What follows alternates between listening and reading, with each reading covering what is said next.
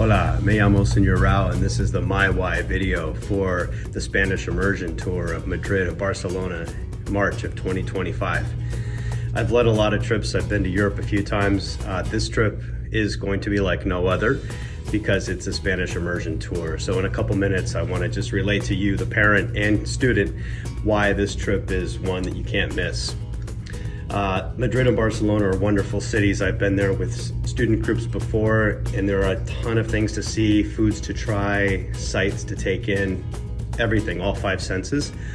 The difference with this tour is that all the instructions will be in Spanish. The minute we get to the airport, our tour director will be talking to us in Spanish. They'll slow it down a little bit, but they'll be talking to us in Spanish. And you might think that would be with every tour, but in fact, it's not. Normal tours with EF Tours have Spanish-speaking people, but they do all the important announcements in English. These will be in Spanish. So what time to meet, where to meet, ideas of where to shop, what to look out for, safety talks, all of that kind of stuff is now going to be in Spanish.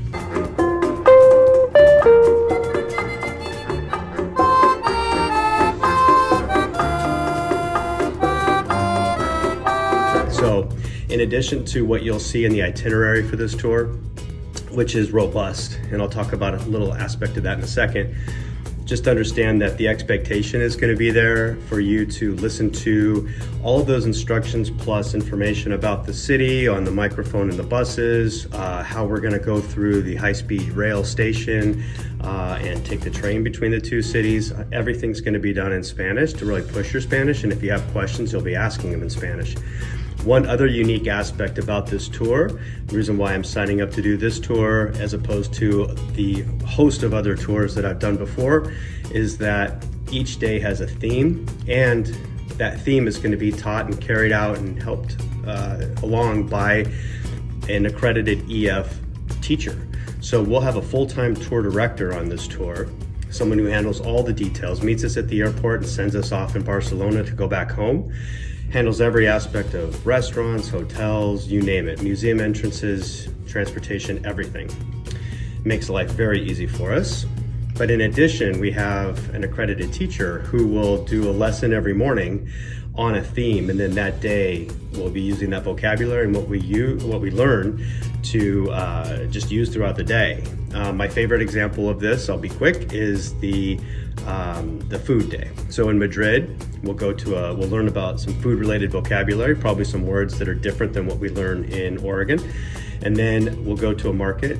We'll be given an ingredients list and a sort of a mission in that outdoor public market.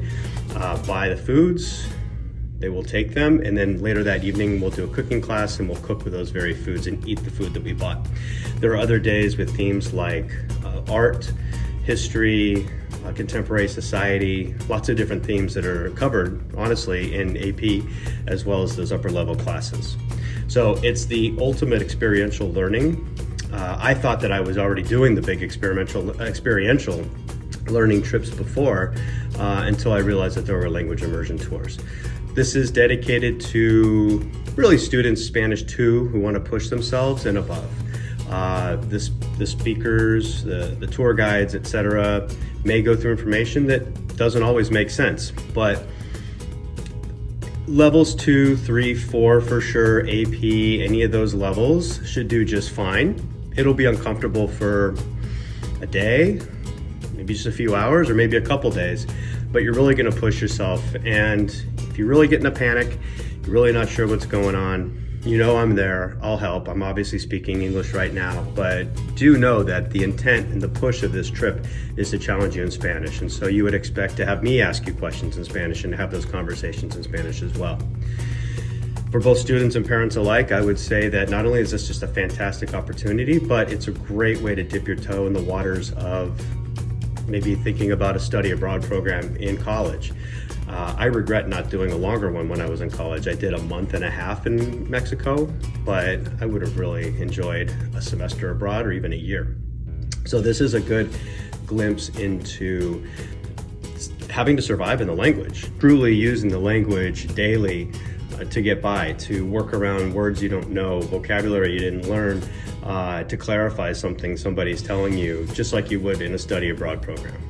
It's great for really pushing that ball closer and closer to that end zone, that goal line of being bilingual. If you're not already, you're going to get a lot closer on this trip. The fact that there are 2 working EF employees on this trip in addition to our bus driver, meaning that accredited teacher and the tour director, does account for some of the increase in a cost of this trip, but I wouldn't back it if I didn't think there was a lot of value in it. And the last note on that, if families would like to get some ideas on some easy fundraising or ways to kind of offset the cost, they should contact me directly. I hope to see you sign up. I hope to field your questions. I'll put my email address right here. Magic. And look forward to any of your questions. But let's get the ball rolling on this. Let's get signed up so we can start talking about this fantastic trip. Adios.